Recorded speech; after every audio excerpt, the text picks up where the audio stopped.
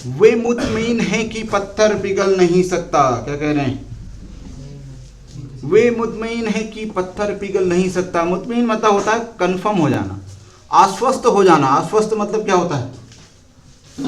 ये पक्का हो जाना कि अब हमारे जो राजनेता हैं वो किसी भी स्थिति में बदलने वाले नहीं है। हम कितना भी रो लें, अपने कष्ट को कितना भी बता दें, लेकिन ये राजनेता अपनी स्थिति को बदलने वाले नहीं और ना हमारे बारे में सोचने वाले हैं। तो इस बात को लेकर आम इंसान अब क्या हो चुका है?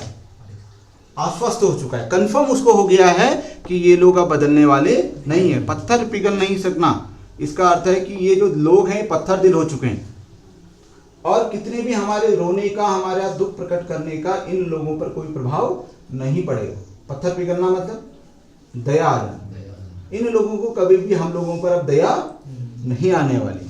लेकिन उसके बाद भी दुष्यंत कुमार कहते हैं, इस समस्या के बाद भी मैं अपने देश के लोगों से ये आह्वान करना चाहता हूँ, ऐसा कहना चाहता हूँ। क्या कहना चाहता हूँ?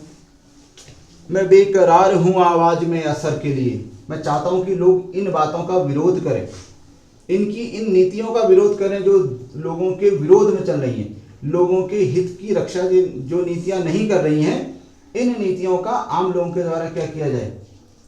विरोध किया जाए।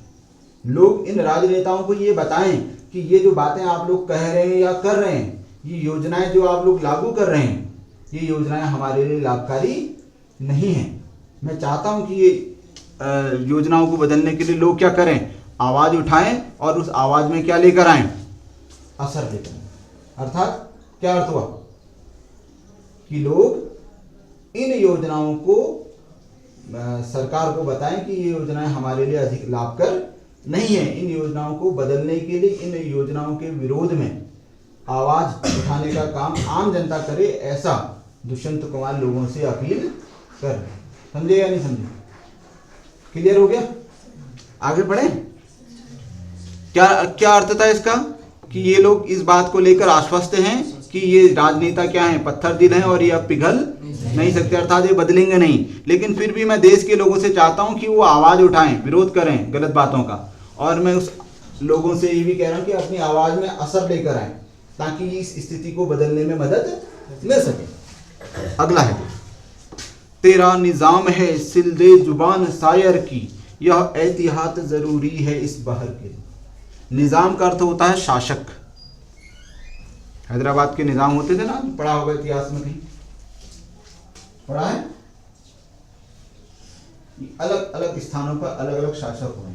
तो उसमें वो कह रहे हैं कि ये जो शासक है तुम्हारे अपने हैं, तुम चाहो तो इस शायर की जुबान को सिल दो। सिलने का अर्थ है इस शायर, ये जो शायर जिस बात को कह रहा है उस बात को रोक दिया जाए। इस शायर को किसी तरीके से डराया धमकाया जाए ताकि ये अपनी बात को लोगों के सामने ना कह सके। क्योंकि शायर ऐसी बात कह रहा है, कौन सी बात कह रहा है? हाँ, वो क्रांति की बात कर रहा है। बिल्कुल सही बात है। वो ऐसी बात कह रहा है कि जिससे लोगों का मन बदल सकता है।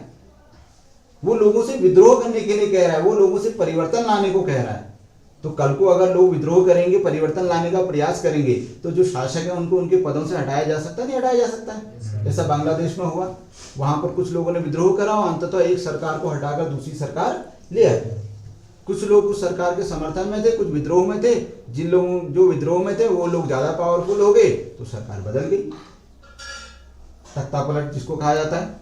ऐसा ही वो कह रहे हैं कि तुम्हारा शासन है, तुम चाहो तो इस शायर की जुबान को क्या कर दो?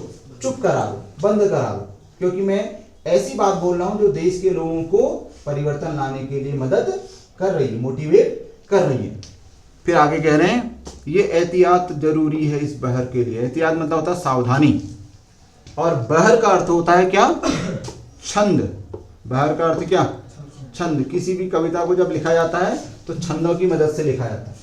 किस कविता में या किस लाइन में कितने शब्द होने चाहिए, वर्ण होने चाहिए, या किस लाइन में कितनी मात्राएं होनी चाहिए, ये पता किससे चलता है? छंद की मदद से। ठीक है? जैसे हमारी रामचरितमानस है, तुलसीदास जी के द्वारा लिखी गई है, तो वो दोहा और चौपाई छंद का क्या है? मिक्सअप है। आप हनुमान चालीसा पढ़ते हो? पढ़ते हो? जय हनुमान ज्ञान गुण सागर, जय कपीश तिहु लोक उजागर, पढ़ते हैं? तो इसकी एक लाइन जो होती है उसमें 16 मात्राएं होती हैं। एक लाइन में जहां 16 मात्राएं होती हैं वहां चौपाई छंद होता है। 4 लाइनों का छंद अगर है तो पहले और तीसरे चरण में अगर 13-13 मात्राएं और दूसरे और चौथे में अगर 11-11 मात्राएं हैं तो वो कौन सा छंद कहलाएगा? दोहा छंद हो जाएगा। सोरठा छंद ठीक इसका उल्टा हो जाएगा। पहले और तीसरे में अगर 11-11 हैं, दूसरे और चौथे में अगर 13-13 मात्राएं हैं तो वो सोरठा छंद कहलाता है। इस छंदों के बारे में उस समय पढ़ेंगे जिस समय हम व्याकरण पढ़ रहे होंगे, ठीक है। बहरहाल अभी वो कह रहा है कि मैं जिस बात को कह रहा हूँ, जिस छंद को कह रहा हूँ, जिन कविताओं को कह रहा हूँ, उन कविताओं में बहुत सावधानी बरतने की जरूरत है, क्योंकि कल को मेरी ये कविताएं मेरे लिए क्या हो सकती हैं? घातक हो सकती, मेरे लिए अहितकर भी हो सकती। नहीं समझे दूसरी लाइन को? क्या समझे बताओ जरा। तेरा निजाम है सिले जुबान शायर की, क्या समझे? वो कह रहे हैं कि तुम्हारा शासन है, शासक तुम्हारा है, चाहो तुम इस शायर की जुबान को चुप करा देने का काम कर सकते हो। मुझको भी इस बात की बहुत एहतियात मतलब सावधानी बरतने की जरूरत है अपनी इस बहर अर्थात कविता को कहने में, कि कल को मेरी बात को दबाने के लिए मेरी जबान को चुप कराने का प्रयास भी किया जा सकता है। ऐसा दुष्यंत कुमार कह रहे हैं। अब लास्ट, जिए तो अपने बगीचे में गुलमोहर के तले। बगीचा मतलब अपना देश, अपना स्थान, अपनी जगह जहां हम रह रहे हैं। वो कहते हैं कि प्रत्येक व्यक्ति से मेरा ये निवेदन है, ऐसा मैं कहना चाहता हूं कि प्रत्येक व्यक्ति अपने इस स्थान में, गुलमोहर का अर्थ है खुशियां, गुलमोहर का अर्थ खुशियां, गुलमोहर एक प्रकार का पेड़ है, यहाँ पर किसका प्रतीक है? खुशियों का प्रतीक है। कह रहे हैं कि मैं चाहता हूं कि देश का प्रत्येक नागरिक, प्रत्येक रहने वाला जो व्यक्ति है वह अपने इस स्थान में रहे, इस देश में रहे, और किसके साथ रहे? बहुत सारी खुशियों के साथ रहे, बहुत सारा प्रेम हो, अपनापन हो लोगों के बीच में।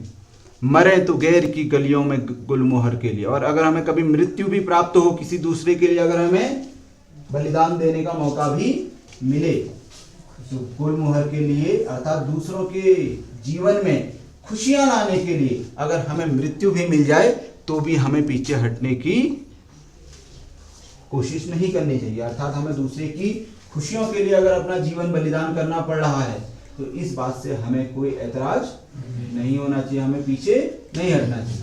क्या अर्थ हुआ लास्ट में? दुष्यंत कुमार कह रहे हैं कि अगर हम कभी जिए, हमारा जो जीवन हो वह अपने लोगों के साथ, अपने बगीचे मतलब अपने देश, अपने लोगों के साथ में बहुत सारी खुशियों के साथ हम लोग जिए, जीवन को जी पाएं, और अगर कभी हमें मृत्यु भी प्राप्त हो तो दूसरे व्यक्ति के जीवन में गुलमोहर अर्थात खुशियां लाने के लिए हमारा जीवन अगर बलिदान हो भी जाता है तो हमें पीछे नहीं हटना।